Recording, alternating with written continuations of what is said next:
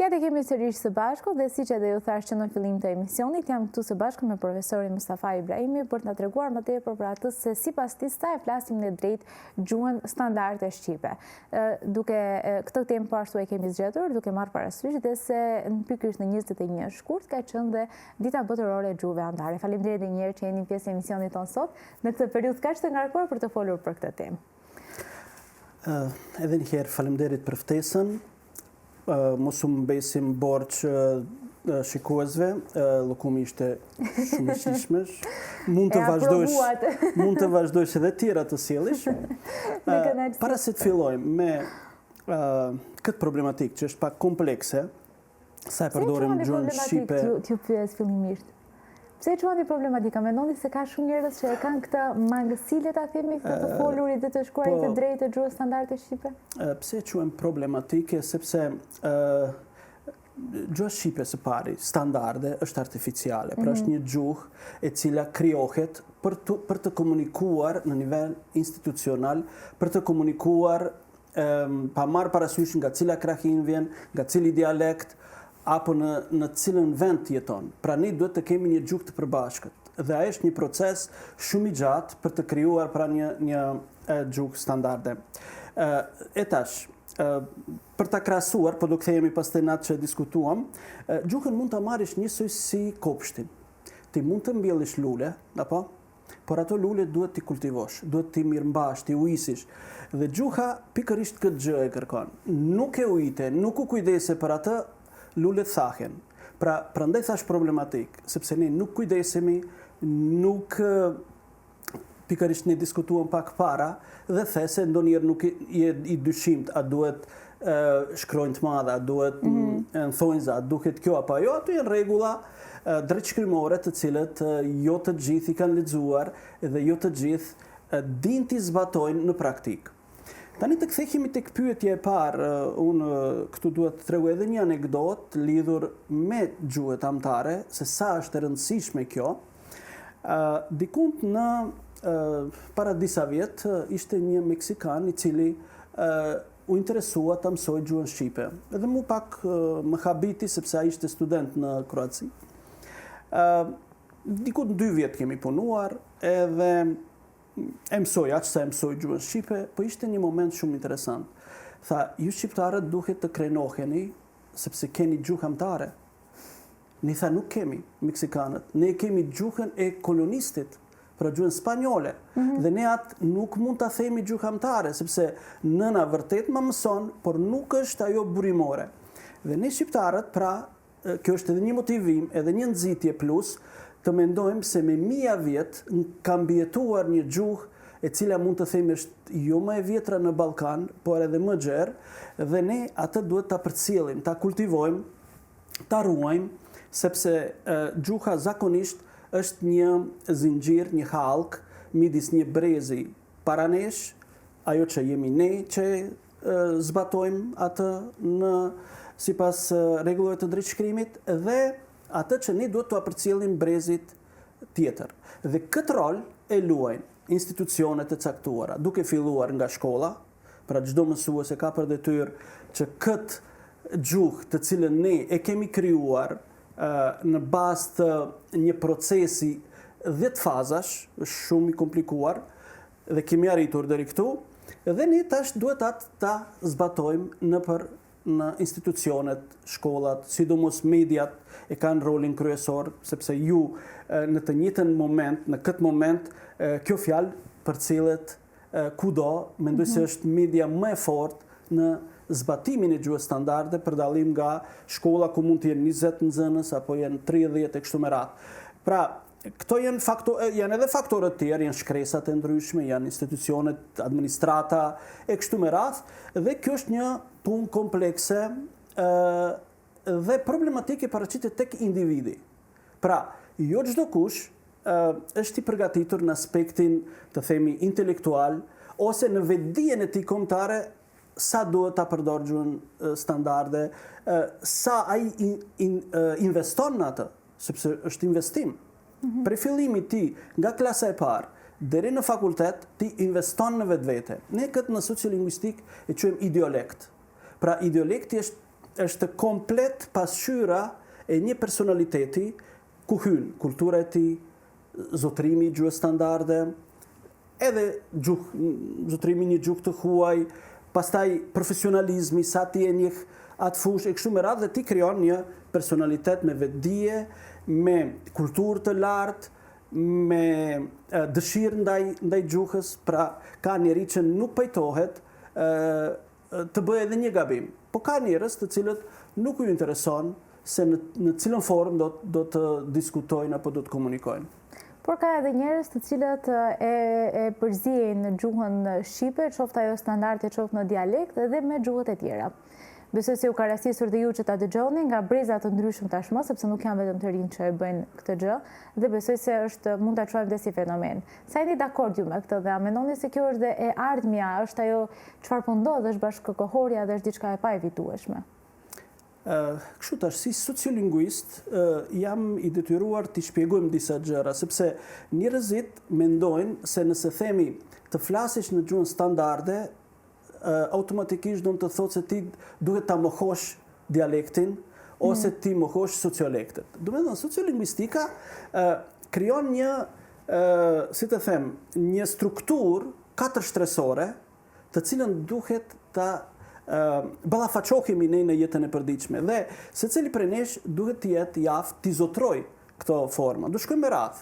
E para që secili fëmijë fillon me të folmen. Pra fillon me të folmen e një nën dialekti ose grupit të folmeve dhe gjithsesi të dialektit.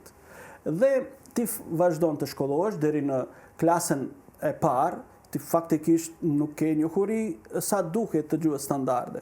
Do të thënë, rritesh me të folmen e të familjes, e rrethit, e zonës, dhe kur të shohim, e folmi është shumë e vjetër dhe më origjinale se sa gjuha standarde që është artificiale, është gjuhë me të cilën ne në mënyrë konvencionale, pa në mënyrë të pajtueshmërisë jemi pajtuar që ky kod, këto rregulla do të jenë ata të cilët ne të gjithë duhet ta zbatojmë. Dhe fëmia fillon prej klasës parë dhe vazhdon deri edhe kur punsohet, e ka për detyrë pra të merret me këtë. Domethënë, nëse vërejtëm, çdo person, çdo individ fillon me të folmen edhe me gjuhën standarde dhe vazhdon. Mirëpo, më pas paraqitet edhe një shtresë tjetër që ne e quajmë sociolektet ose gjuha e të rinjve, gjuha e zhargoneve të ndryshme të cilët janë pjesë përbërëse të një jete, edhe mos harrojmë e kemi edhe argument të fushën shtresën e tretë, e katërt, më falni, është funksionale. Do të thënë, ju, nëse jeni gazetare, tek ju do të dominon terminologjia e gazetarisë, terminologjia e komunikimit në këtë fushë, mjekësia, mjeku e ka fushën e tij, pra aty hyn stili, hyn gjërat e ndryshme. Dhe nëse kretë këto i zotron një personalitet, një intelektual ose një person i caktuar, krijon atë ideolektin që ne thamë, ti do t'i zotrosh të gjitha këta. Pra ti nuk mundesh të flasësh njësoj në institucion, të themi në shkollë, në media, dhe të themi të jesh në trek, ose të jesh me një barin të takohesh në ndonjë fshat, ose të takohesh me bujq. Pra janë këto gjëra krejtësisht të ndryshme, të cilët secili prej nesh duhet t'i ketë parasysh. Në sociolingvistik ne përdorim një term diglosia. Pra shpëtimi kryesor për gjuhën shqipe është kjo. Kur një individ e njeh mirë të folmen e tij, por në të njëjtën kohë e zotron edhe standardin. Dhe standardi, pra gjuha standarde ose gjuha letrare, përdoret në institucione. Nuk e thanur në familje apo në një rreth shumë të ngushtë. Këtë kemi gjithkund. Ja, për shembull, të japim disa të dhëna, të gjithë sot flasim për anglishtën si gjuhë lingua franca, si gjuhë e cila zotron me botën. Të flasim edhe për frëngjishtën, e cila vetëm para një shekulli ishte edhe ajo gjuhë e civilizimit, pra flitej në tërë botën. Shumë pak e dinë se si u krijuan ato si gjuhë standarde. Ne në Francë, edhe në Angli u krijuan në bazë të gjuhës së kryeqyteteve, pra të aristokracisë në Londër edhe në Paris.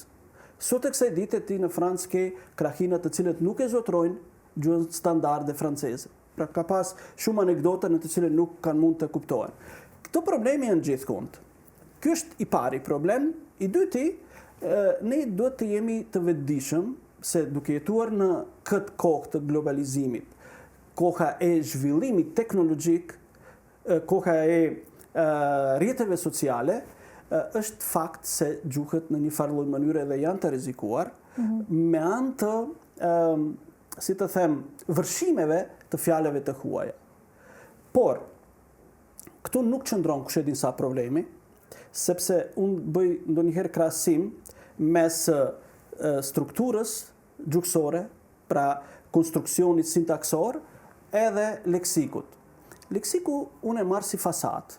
Ato mund të vinë ndonjëherë disa fjalë, por pastaj ato vjetrohen, dalin, vinë të tjerët, por ne gjuhën e dëmtojmë më tepër në aspektin sintaksor, në aspektin gramatikor. Pra, për mua shumë më të dëmshme janë humbja e për shembull trajtës së shuar në për gazeta të ndryshme, ose problematika që paraqitet kohëve të fundit me humbjen e disa raseve, pra emrat nuk vendohen në për rasa, ti aty hym në strukturën gjuhësore. Ndërsa, vërshimet e fjalëve të huaja, ne gjatë historikut, populli shqiptar, nëse e varejmë, do të shohim se varësisht prej gjuhës së civilizuar, ashtu kanë hyrë edhe fjalët e huaja. Në kohën kur greqishtja ishte si gjuhë e civilizimit, ne kemi një numër të tyre. Pastaj kemi latinishtën, frëngjishtën dhe sot është anglishtja. Por, ajo që është po ashtu do të kenë profesorët apo nxënësit, po edhe ju, këto mësuesit, po edhe ju si gazetar, atje ku kemi fjalët e gjuhës shqipe, mos t'i përdorim fjalët e huaja. Atje ku nuk kemi normal, ne nuk kemi gjuhë puriste, pra nuk përkthehet gjithçka, po për shembull për mua pse të përdoret parlament kur e kemi fjalën kuvent, apo pse të përdorim një fjalë ku ta di unë inaugurim kur e ke përurim, ose pse ta përdorim fjalën president kur e ke kryetar.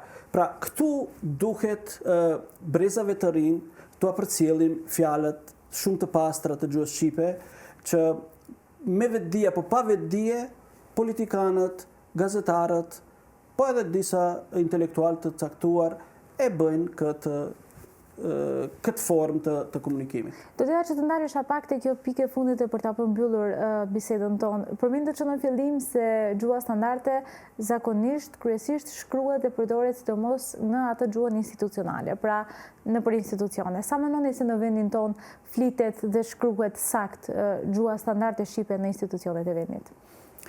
Unë mendoj se shkollat duhet të bëjnë ne në gjuhësi kemi planifikim dhe politik gjuhësore, e quajmë. Pra mungon një politik të tillë.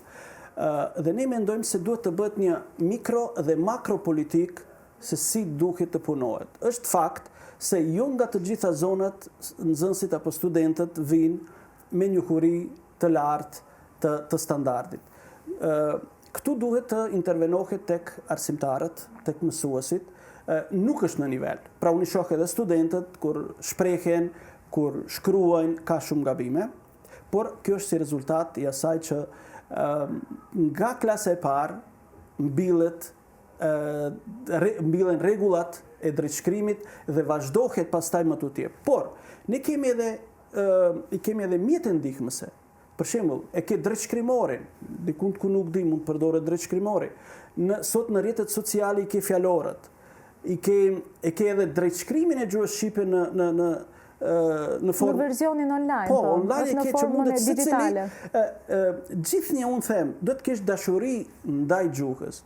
Asnjë nuk e di, as unë nuk e di komplet, por kur kam një vështirësi të themi të caktuar, e kërkoj përgjigjen në fjalore, e kërkoj në drejtshkrimin e gjuhës shqipe dhe dal nga dal ti bën kulturë në përdorimin e gjuhës shqipe dhe mbas një periudhe të caktuar ti nuk do të kesh asnjë problem. Pra, si ti nxisim edhe si ti informojmë qoftë intelektuale dhe nxënësit që ata të kenë kujdes se si ta përdorin gjuhën shqipe në institucione dhe normal ata në të folmen e tyre apo sociolekte mund të vazhdojnë në mënyrë lokale ta përdorin pas një problem, por të jetë ajo diglosia, të bëjnë dallim ku duhet të përdoret dhe të zotrojnë sipas meje të tre këto forma për të krijuar pra një individ, atë ideolekt që ne tham, që ti vërtet të zotrosh në vende të caktuara me gjuhën e caktuar. Dhe besoj se kjo do shërbeje dhe si thirrje dhe si porosi për të gjithë shikuesit tanë, ata të cilët janë duke na ndjekur dhe që ta kemë parasysh që fillimisht duhet të jetë ajo dashuria për gjuhën që të mund të zbatohet dhe të shkruhet dhe të folet ashtu në mënyrën e saj të saktë. Profesor, ju falenderoj shumë, më vjen keq që për një temë të tillë kemi kaq pak kohë televizive, sepse me të vërtetë është një temë shumë e gjerë, ashtu siç është edhe gjuha jonë që është shumë e pasur në aspekte të ndryshme, qoftë në rasa, qoftë në dialekte, qoftë në këto tre pjesë të cilat dhe ju e ndatë, por gjithsesi besoj se do kemi mundësi dhe në raste të tjera për të folur, sepse për gjuhën tonë asnjëherë nuk është mjaft për të folur. Unë ne përshëndes politikën të themi të Alsatit që merr në konsiderat këto tema të caktuara, sepse mendoj se ka nevojë her pas here të vetëdijsohen, sadopak të nxisim që njerëzit duhet të mendojnë se mund të ikë gjuha dhe vetëm këtë do të mbaroj. Sipas të dhënave të etnolog është një web faqe që merret me problematikën e gjuhëve, nga 7.000 gjuhët që ekzistojnë sot. Sipas parashikimeve është se në 100 vitet e ardhshme do të zhduken 90% të gjuhëve, pra mendohet diku të ngelin 700 gjuhë dhe sipas të dhënave çdo 2 javë vdes një gjuhë.